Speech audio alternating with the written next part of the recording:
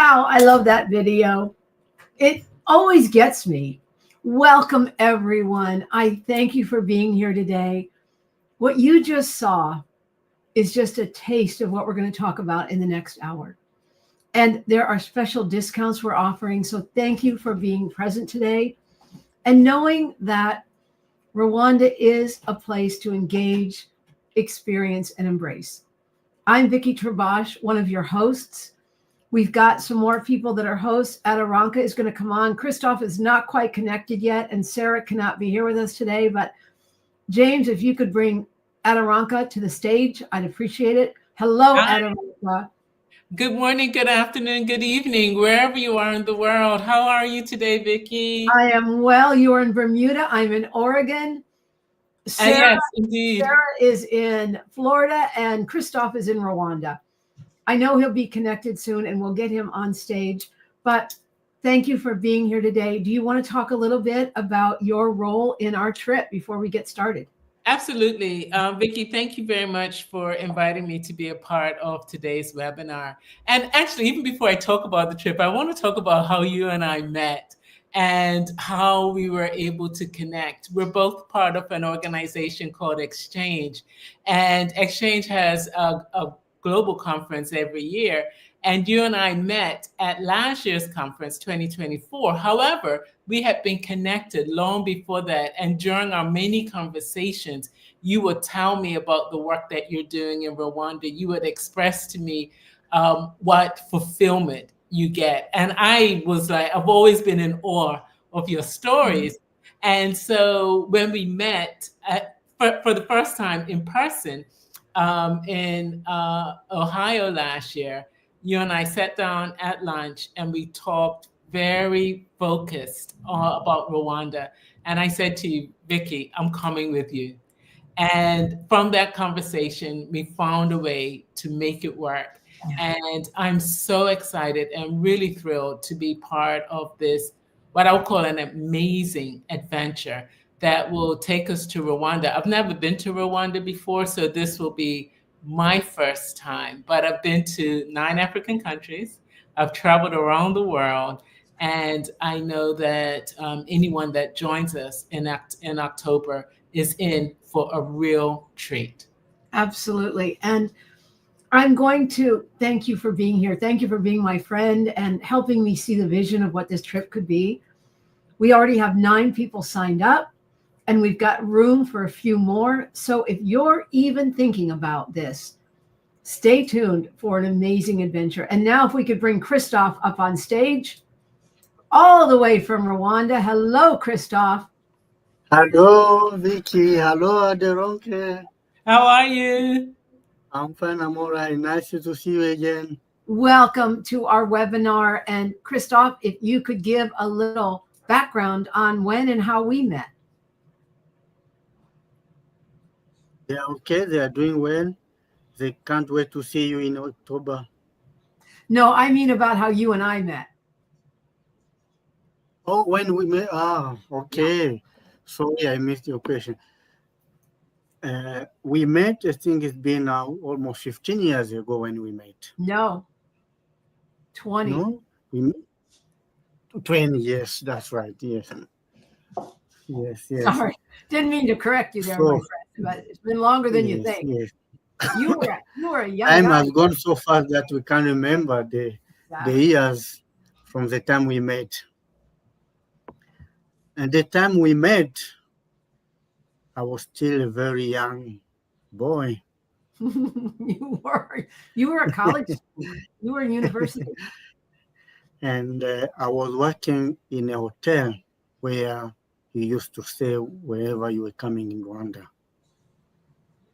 And we became friends. And during that time, we were connected. I don't know how it happened, but I think it was through God's bond that when we connected. Okay, amen. It was God's plan so that we met and then we connected since then.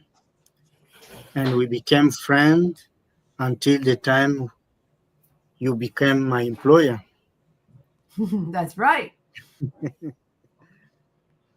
And we worked together for 6 years before you get sick, and then you had to stop the charity so you could take care of yourself.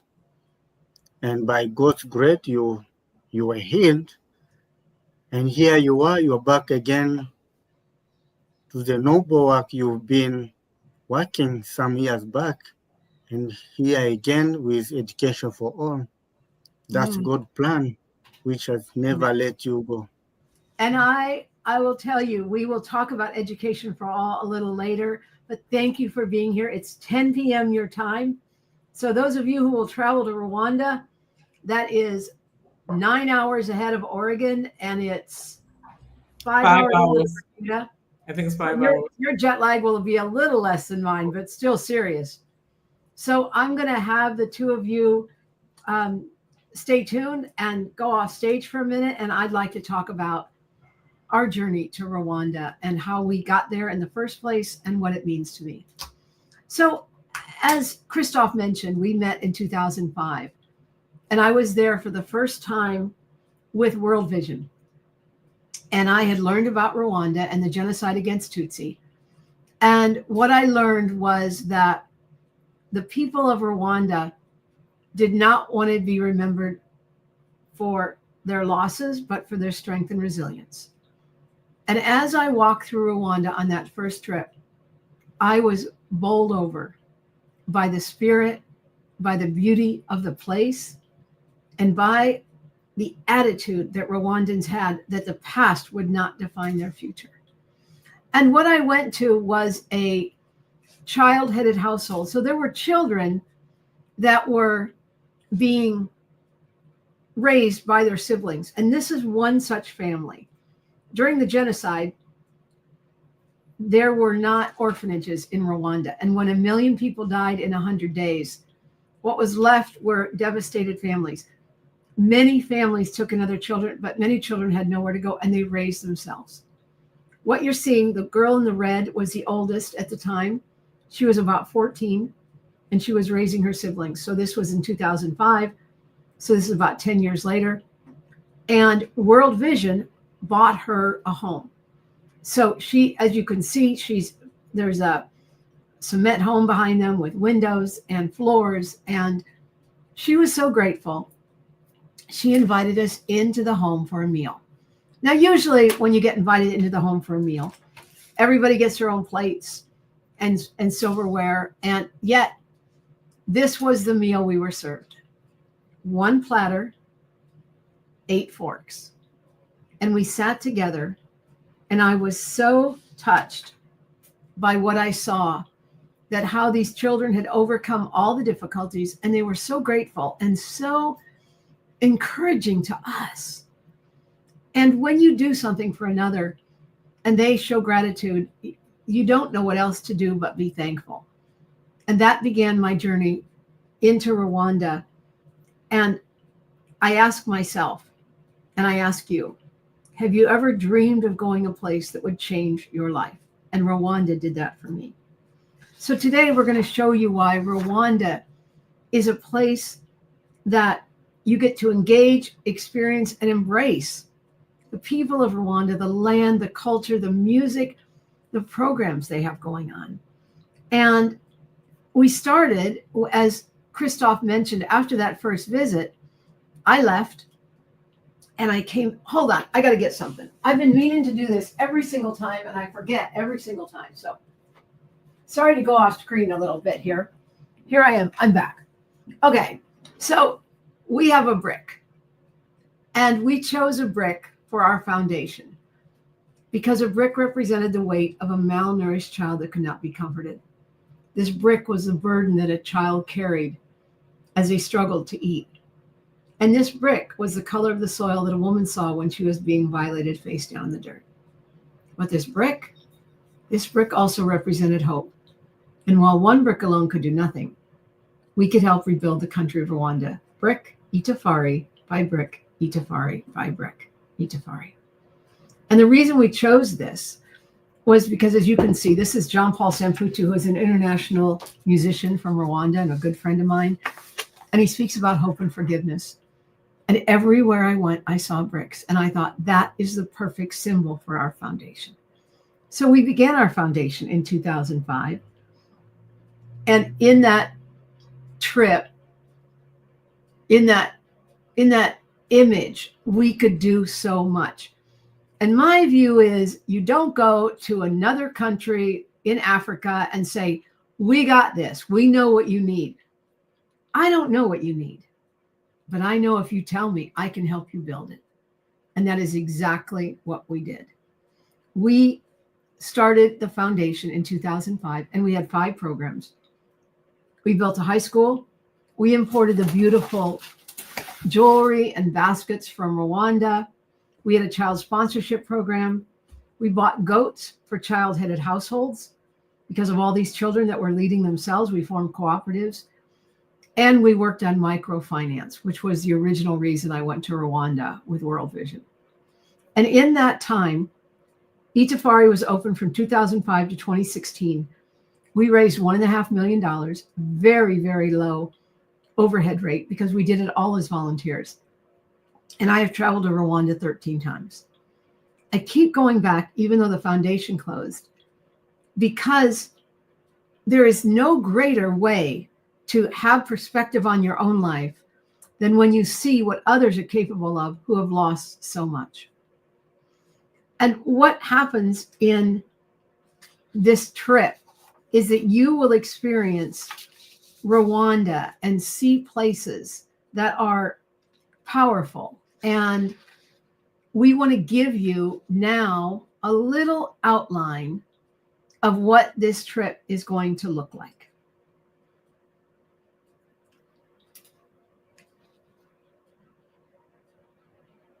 James. Rwanda isn't just a place to visit. It's a home that welcomes you with open arms. And for 12 unforgettable days, you'll do more than see this incredible country. You'll experience it as a guest, walking with respect, listening with intention, and leaving transformed. Your journey begins in Kigali, where you'll land in a city known for its beauty, innovation, and resilience. The next day, you'll explore its vibrant streets, learning the stories that shape Rwanda's present and future. On day 3, you'll dive into a conversation about financial freedom across the continent, an opportunity to see how Rwanda is leading the way in economic empowerment. The next 2 days take you deeper into the heart of the community, visiting Education for All in Kigali Parent School, where young minds are shaping the future. Then on day 6, you'll experience Rwanda's rich coffee culture with a visit to Matriarch Coffee Company, where every cup tells a story of empowerment and craftsmanship. Next, it's time to connect with Rwanda's breathtaking natural beauty. Days 7 and 8 take you to Mantis Akagera Game Lodge, where you'll witness majestic wildlife, golden savannas, and the serenity of Akagera National Park. Returning to Kigali, Day 9 introduces you to Gahaya Links, a company empowering women through the art of weaving, each handmade piece carrying the spirit of Rwanda's resilience. Then on Day 10, you'll immerse yourself in the music and culture of Rwanda, feeling the rhythm and soul of a nation that celebrates life through art.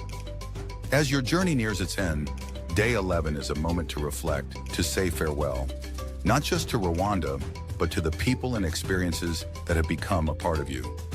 And on Day 12, you'll carry those memories home, not as a tourist, but as someone who walked gently, listened deeply, and truly experienced the heart of Rwanda.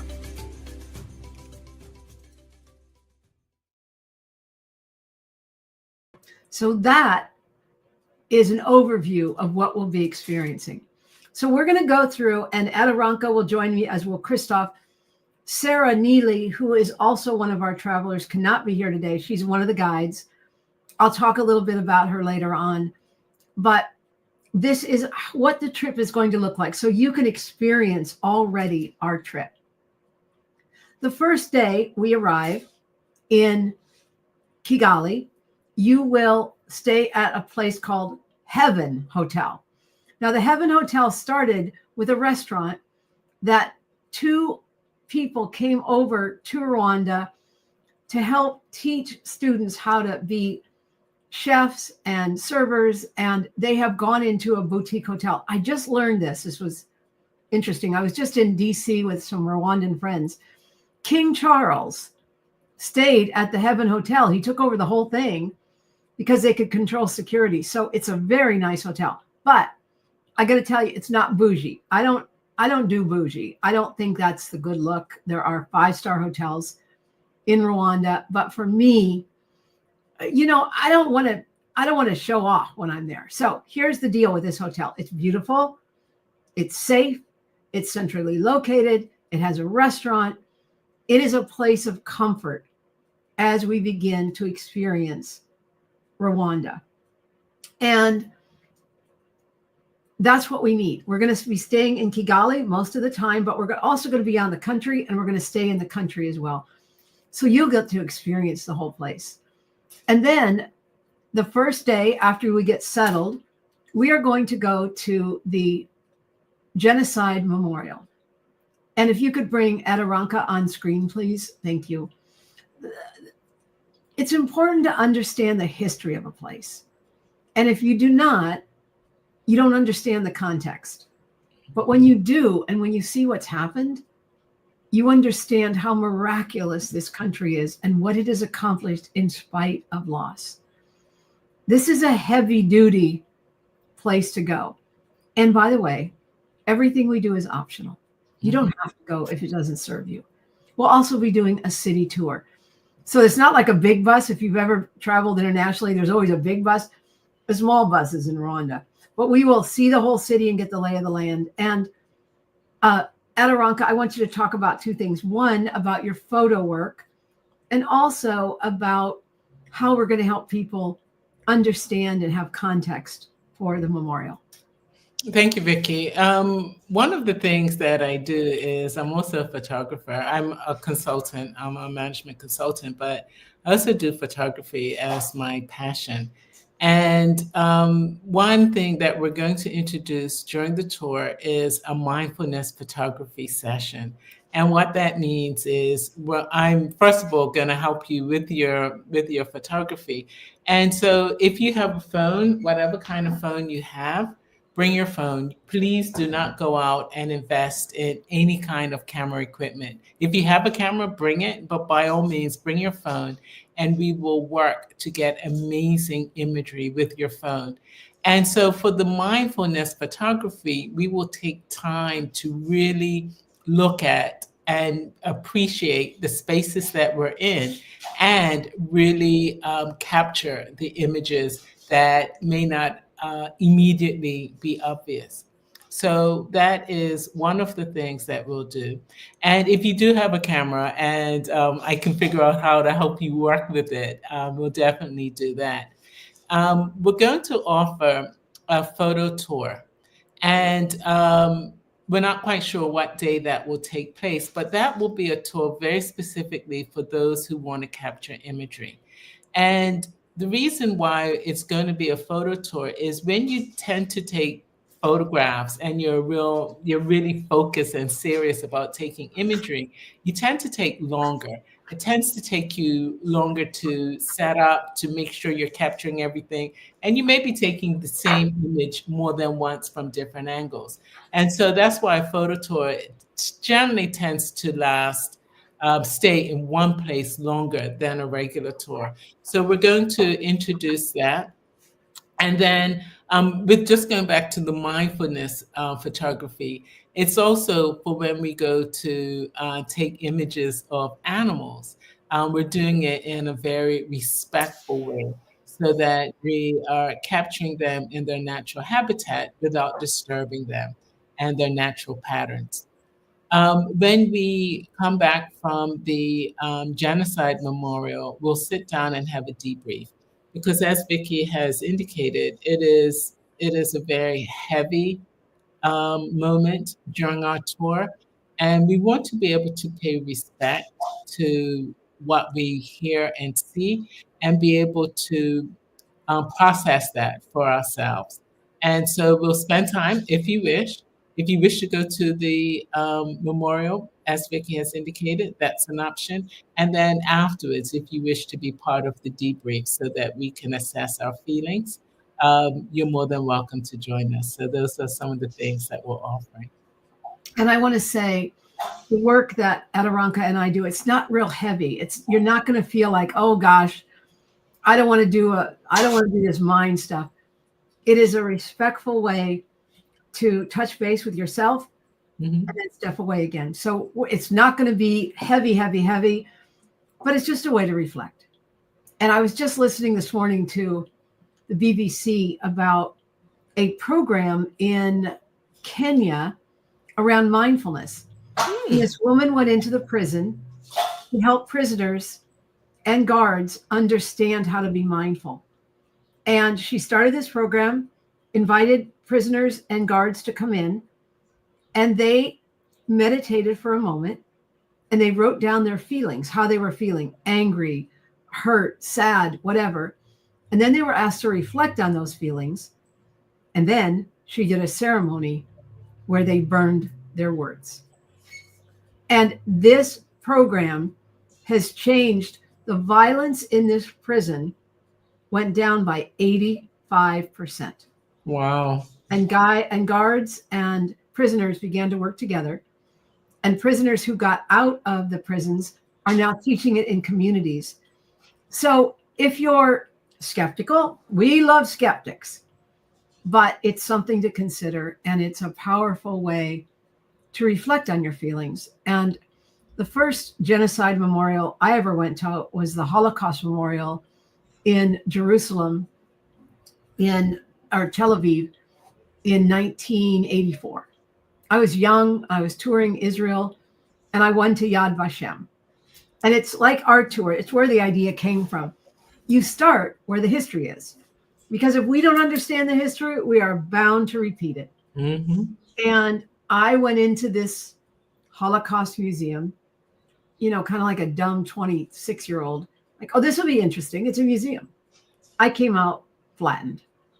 And then when I first went, I went my first trip to Rwanda, to the Genocide Memorial.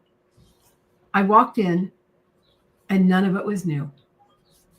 And they do a beautiful job, not only giving the history of Rwanda, but the history of all these atrocities around the world. And you get context. You start to understand. And this trip attracts people who want to understand the world. They're not the tourists that go and take pictures and, grab people. Our travelers are thoughtful. And if you're considering this trip, you are thoughtful. And so it's very good to understand and realize they are not in a place of grief all the time. They never forget, but they learn. So that is day one. It sounds like a lot, but it won't be a long day. Because remember, everybody's getting over jet lag, and you know how that goes. So you get the bus, and we kind of warm, you kind of fall asleep, and you know how it goes. But that's okay. So that's day one. Then day two, we're going to talk about education.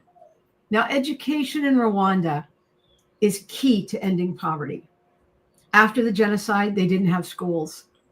And two men came over from Uganda and started a primary school in a brothel. They asked the women in the brothel if they could start, they were teachers, young teachers, Charles and Eugene, if they could start a school. And they said, if you give us a room, we will teach your children. And soon they started this school, and it was Kigali Parents Primary School. They expanded and became the #1 school in Rwanda in the national exams. I met them, as all things happen serendipitously, through Eugene, who was then living in Portland. And he said, we are trying to build a secondary school. Will Itafari help us? And what you're looking at is the picture of Itafari Secondary School. And we built it brick, Itafari by brick, Itafari by brick. We will go to the school. Now we attract teachers into our program. And Aderonka was talking about, she doesn't necessarily want to teach the children, but she teaches teachers. So we will spend time at the school. You will see these amazing kids. They'll give presentations. And if you're so interested, you can teach. And the man to the left in this photo is the Minister of Education, Joseph Nsenyimana. Joseph Nsenyimana used to live in Portland. He was with Intel. He's a wonderful friend of mine, and he recently became the Minister of Education. When I was in Rwanda in March, we met and I said, would you come and speak to our guests about the power of education? And he graciously offered to do so. And I want to say the people that are speaking that come and help us, they're not being paid. They're doing this out of gratitude because they love Itafari, they love what we've done, and they want to help educate. So you will learn about a powerful education system. I'm going to ask Joseph if he has possibly some college students that would like to come. I've met kids from Kigali Parent School, because I've been going there a long time, who have gone to Harvard, who have gone to colleges all over the world, and they remember Itafari being there. So this is a day of understanding education. The next day, we could bring Christoph back to the screen. We are going to go visit Christoph's passion project. He's always been interested. He was when he said I employed him, he was the country director for Itafari. Did a magnificent job. Anywhere you go, as a white person in Rwanda, they're afraid of me and they can ignore me at the same time. It's a weird thing. But I did not want Itafari to be about me. And I wanted representation in the country. And that was Christoph. He has an accounting background. He held our beneficiaries accountable. And we always were able to get the information we needed. He was my translator. He will be participating in our trip. I said he didn't have to, but he said, of course I'll be there. So thank you, Christoph, for that. And I'd like you now to talk about these two photos and education for all. Thank you, Vicky. I'm so happy to be part of this upcoming trip in Rwanda. You just mentioned few things about education. And I would like to take you a little bit back from the Rwanda journey of rebuilding after the tragedy of the genocide against the Tutsi in 1994. And the inspiration name of Itafari Foundation, brick by brick, it has different layers of the rebuilding journey of the Rwanda. So one of the components is education. And education, that's our passion. Education for all. Education for all means not all people may have a chance to go through the normal education system. But those who have not had that chance can still go into different training to empower them and make their life for the future. So that's our passion. That's what we are choosing.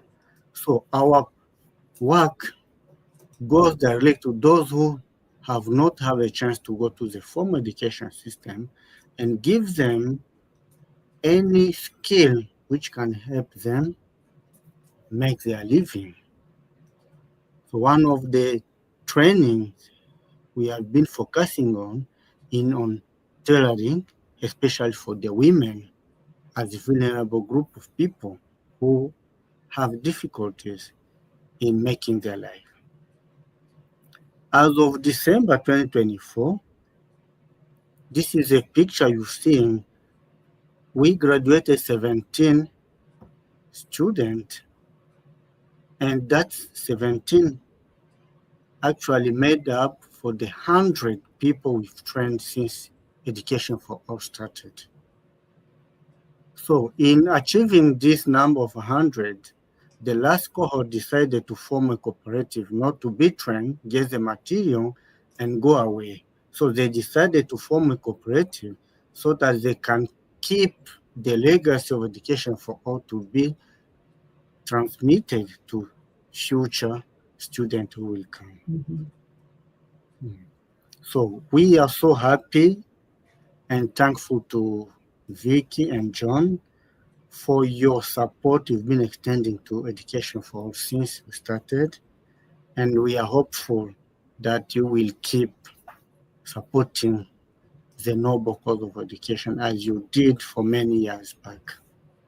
It's our honor. And one of the ideas that I had for this trip, and you'll hear about the price at the end, was that a portion of your trip will go to a donation for education for all. You want to explain the picture on the right? The Sorry? incoming class. You want to explain the incoming class, that picture on the right? Okay. The incoming class is composed of 14 students, 14 trainees who have started in January, and they are going to be supposed to be graduated in June.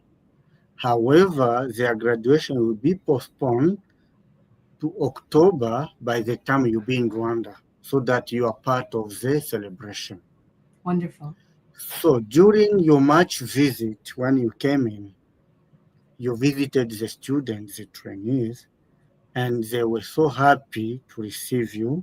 And one of the memories they have is that they have learned not to be cows, but to be buffaloes. Imbogo. And they are in Bogo. And the idea behind is that they are going to be the group which is be facing the challenges and overcome them instead of actually going away of the challenges.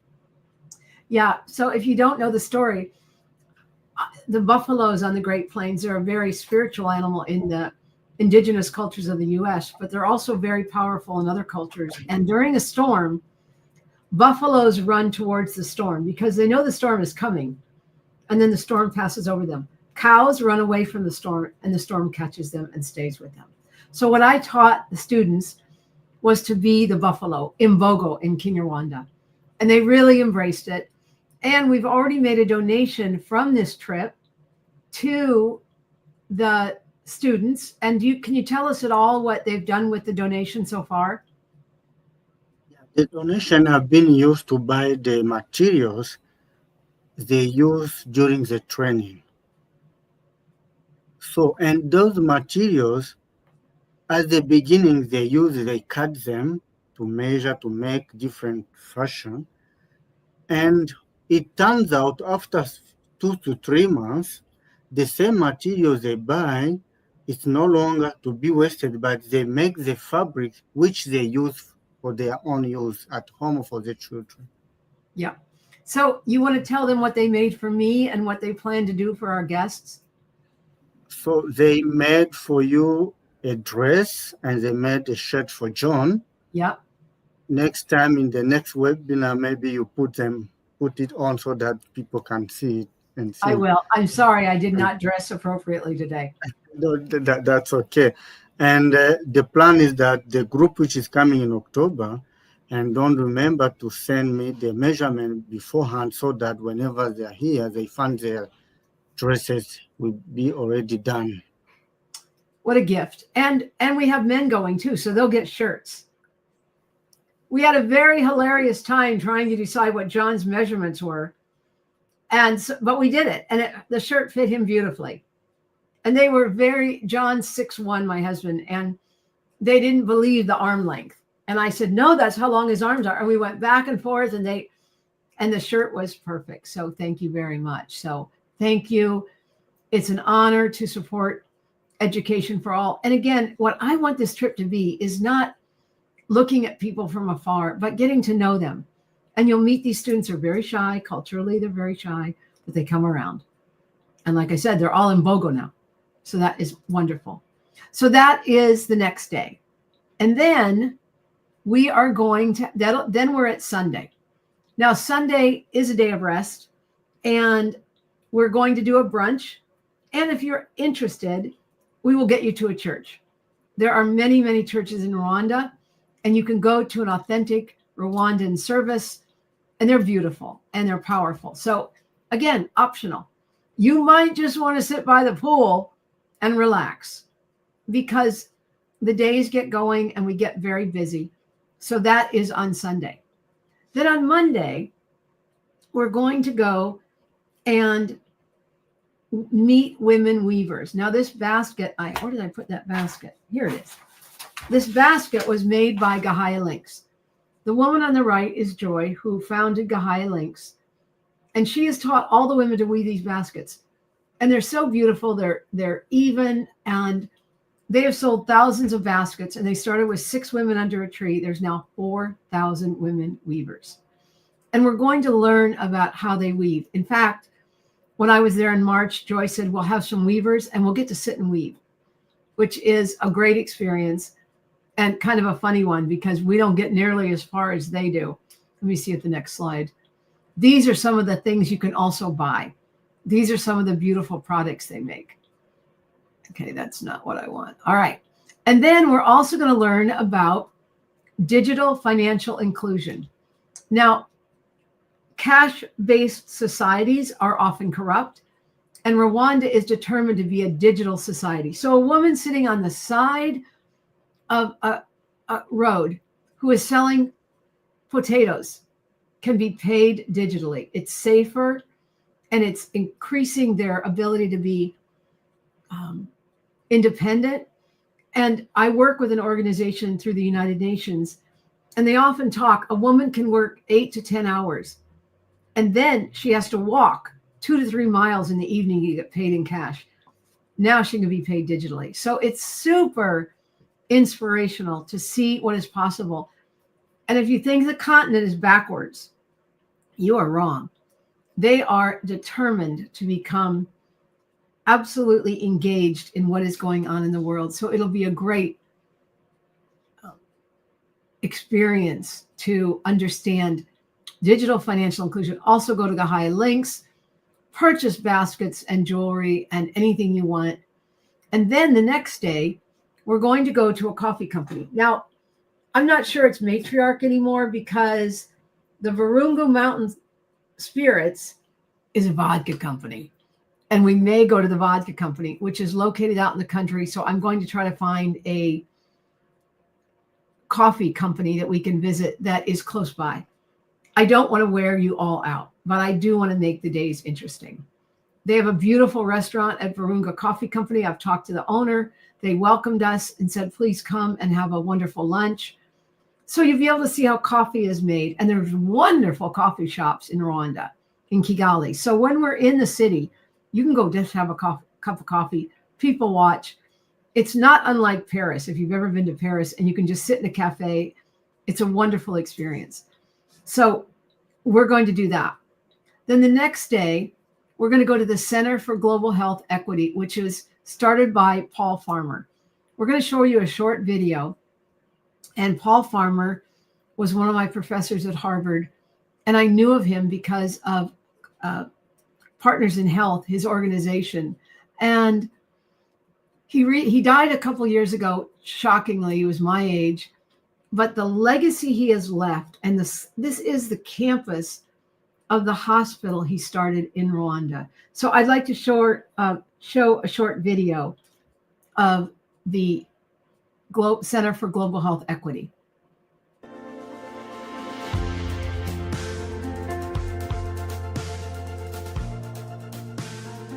UJG provides education for quality service delivery in Rwanda for Rwandan and others.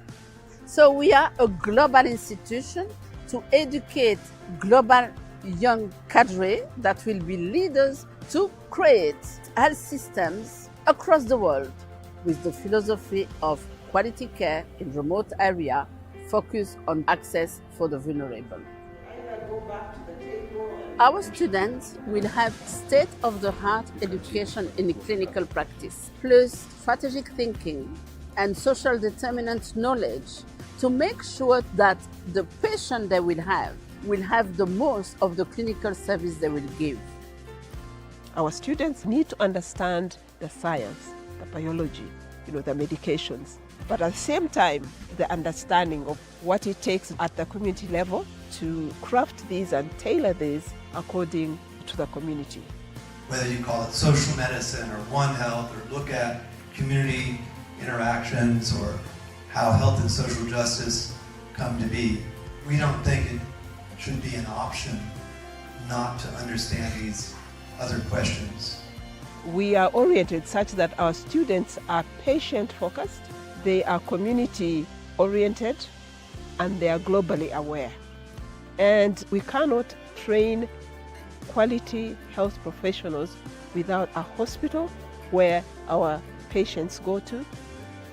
Students will be coming to the hospital So we want to give them a high standard experience where they will get any diagnostic capacity that they need to learn from, where they will get a sense of the comprehensive care of patients from medical, surgery, psychological, intensive care, and so forth. So there is that urgency for us to make sure that we upgrade services in Butaro by adding on ICU services, radiotherapy, and the oncology service, not only for the districts, but for the national level.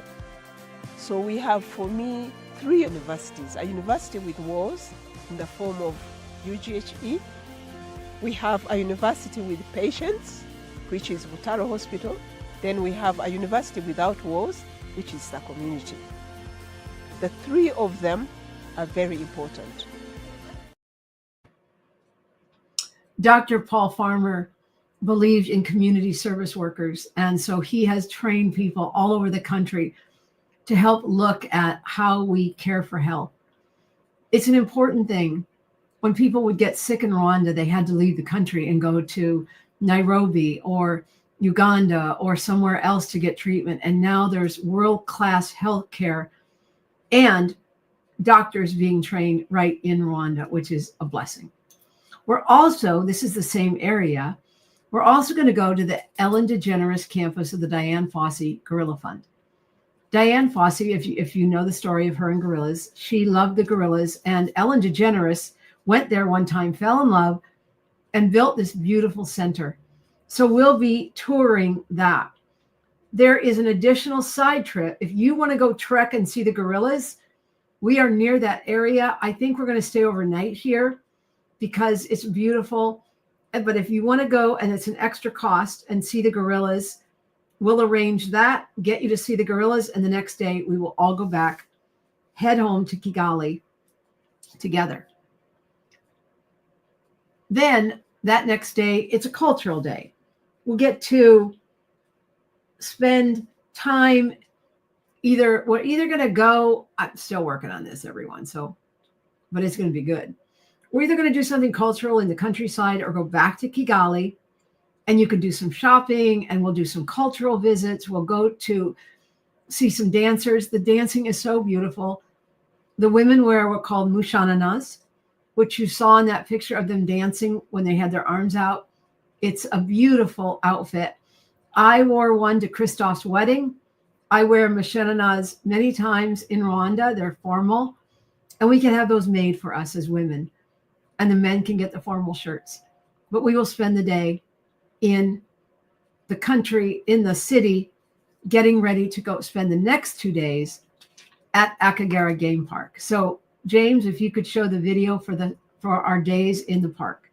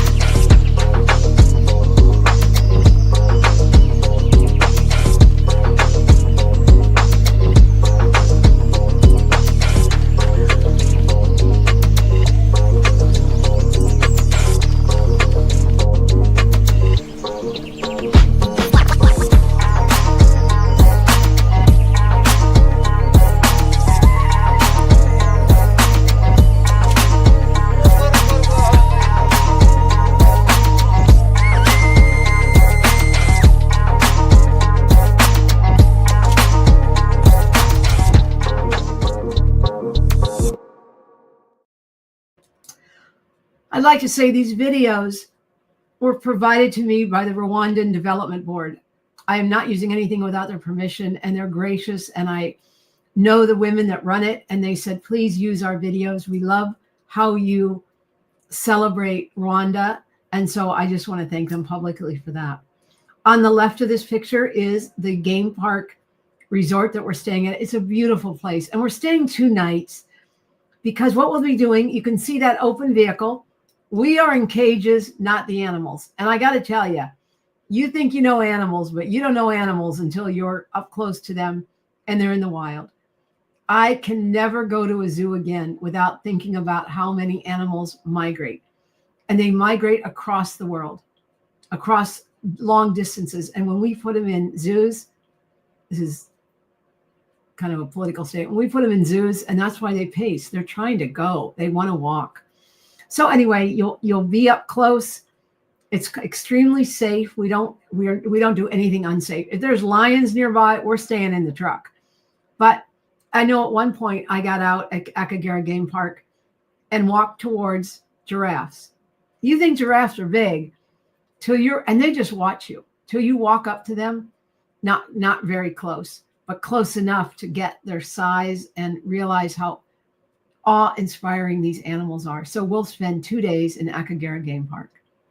And then we head back to Kigali and we'll have our final dinner. By then, you will have experienced new friendships with our people that you're with. And we'll have a celebratory dinner. We'll invite a lot of the people that came and spoke. And at Aranka, I kind of overran. I was going to ask you again about some photography things you're going to do. If you could come back up and talk a little bit more about that. Absolutely. Thank you, Vicki. The photography will allow us to really focus on what we're seeing and to be able to capture the animals. And as I've said, if you have a phone and that's the only camera you have, bring it. If you have a digital camera, bring that as well. Do not go out and buy new camera equipment. When you're unless you have a flip phone. Well, unless you have a flip phone, then get a camera, but not an expensive one, because we're going to be able to take some really amazing imagery. Vicki, I just want to say something about anybody who is considering, but they're going to be traveling alone. Come. You don't have to wait for somebody else to come with you. You will meet some amazing people on this adventure. And one of the things that Vicki and I are going to do is, before we actually leave for Rwanda, is bring everybody together online. And we're going to have some exercises where you get to know others before you get there. And hopefully feel that you've made a friend, even though we're all going to be online, so that you'll be familiar with people as you meet them when you get off the plane, when you get to the hotel. So these are the kind of things that we're going to do in advance to give everybody an opportunity to get to know us a little better and to get to know each other. And so you should have no concerns. If you want to come alone, and you will meet some amazing people. And we, Vicki and I and others, will help make sure you make connections even before anybody starts heading out for the airport. Exactly. And if you're more introverted, and believe it or not, I'm more of an introvert than an extrovert. I like being in charge because then I have something to do. But you will not be forced to do anything you're uncomfortable with. Some people are quieter travelers. We will honor that, because each of us processes in different ways, and each of us experiences and embraces and engages in different ways. But we want to give you options, so you'll have the opportunity to do that. And so then we'll have our final dinner, and then we head home. Now, there's an option.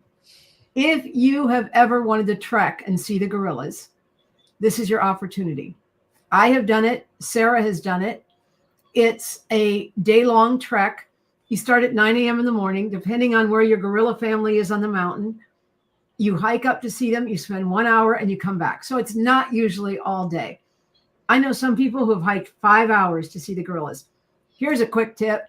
What you need to say to the guides when you get to the village is, I want the easy group. And Sarah had a longer hike. I don't know if we got the picture of Sarah. No. Sarah had a longer hike. She hiked up 4 hours. I hiked 15 minutes, and I met my gorilla family. And there were little baby gorillas, little twins, and one broke away from the family and came around the back and slapped me on the leg and went running off just like a adorable. And if you want to see the gorillas, we'll arrange that. Now that's an extra price. The price of the ticket to hike to see the gorillas is $1,500, and you'll need a hotel overnight and we'll drop you off from the Diane Fossey. So you'll get a background in history, you'll get culture, and it's an amazing experience. If you want, it's optional. So that is the optional trip. I do not recommend it when you land because you are tired. And we had some people on one trip immediately disembark from the plane, head to the Virunga Mountains, and it kicked their hiney because they were tired for days. So we've got this built in, but we have to buy these licenses to hike early because they sell out. So are you ready to sign up, Adirondacka? Oh, you are signed up, Adirondacka. And we want to invite all of you to join us. Now, because you're listening in on this webinar, there is an additional code that you can get $150 off by typing bonus 150 in the coupon code. That is only for the next 24 hours. We're turning this off at midnight tomorrow night because I really want to honor everyone. And you also get $250 off the book price if you book by 5/31. Now, the cost of the trip is $6,125. That includes everything but your airfare. It includes all hotels, all meals, all trips, all tickets into everything we see. And you cannot find a better price than this. We are not making a lot of money, and it includes a donation to Education for All. So my idea is not to profit from this, but to show you the land I love and to show you what is possible when people will not be defined by a genocide, but by their strength and resilience. There are memories you will make with friends you will make, and also with people you will encounter that will change your life. And so a single is $6,125 less $250 less $150, or a double occupancy is $5,750 less $250 less $150 if you sign up by tomorrow night. Now, if you're not sure, you can make a deposit of $1,000. And here's the dealio. It's refundable through August 15th, 100%. And I do that. We already had one person sign up, and she ended up saying, I can't go, and I sent her $1,000 back. What I want you to do is understand the possibility of this trip. And after August 15th, it's non-refundable because we have to book everything, and I can't get that money back in Rwanda. But what if you went on this trip and you had an incredible experience, and you also learned things about yourself? And that's what you'll do. You will have moments that will change your life. And I say that a lot, but I mean it a lot. There is nothing in my life that I cannot do after going to Rwanda. There is nothing in my life that I can't accomplish after being there. And I encourage you to do the same. So that's it.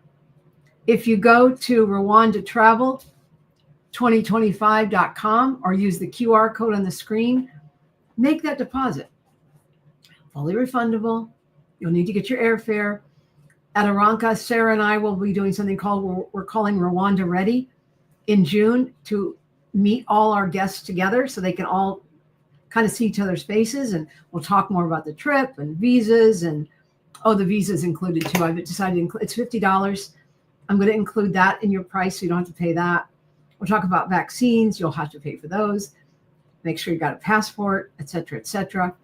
But it's an incredible journey. And before we do the final video, I'd like to ask Adirondacka and Christoph to come back on camera with any closing thoughts. Thank you, Vicky. I just want to echo everything that you've said. I truly believe this will be an adventure of a lifetime. If you haven't been to an African country, this is a wonderful place to start. And I believe that once you've been, you'll want to go back time and time again.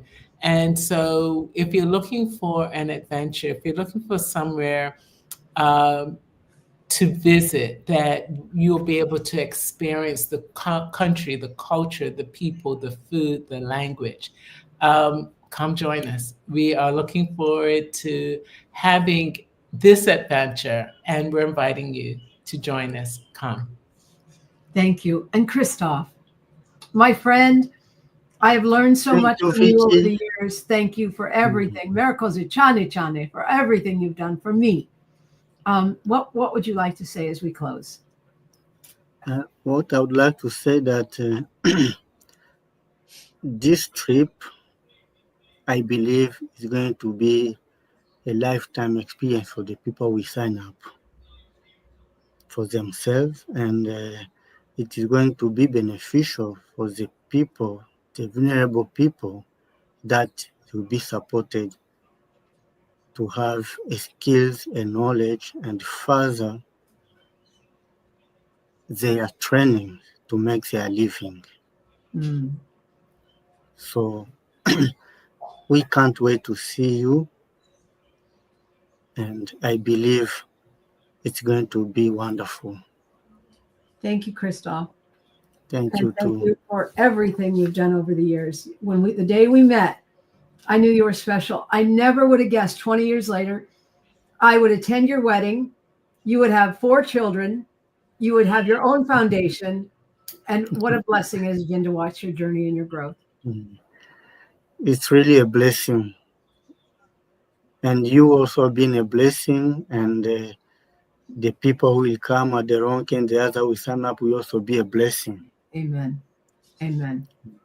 All right. So now you know how to sign up. There is a code at the bottom. Visit Rwanda2025.com to look at the agenda, to sign up for $1,000, fully refundable by August 15th, to get that extra $150 discount. Put the coupon code in, which is bonus 150, and let's go. And with that, we're going to do a closing video, and we're offline, and thank you so much.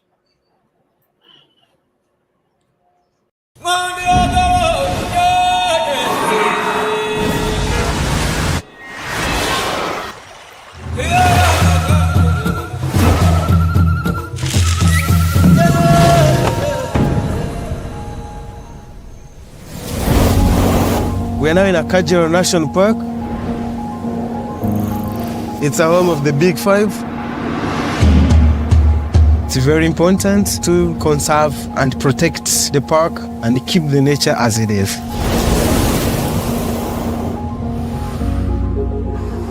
Its conservation story is so inspiring. The biodiversity and habitats change throughout the park.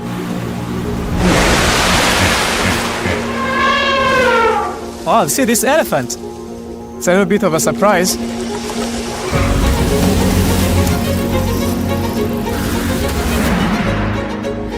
I fell in love in Kigali. It's a very clean city. I think that inspired me to open the business here.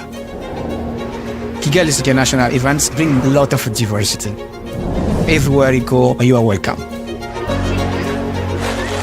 The food scene in Rwanda is amazing. From farm to table in Kigali, people like to enjoy life.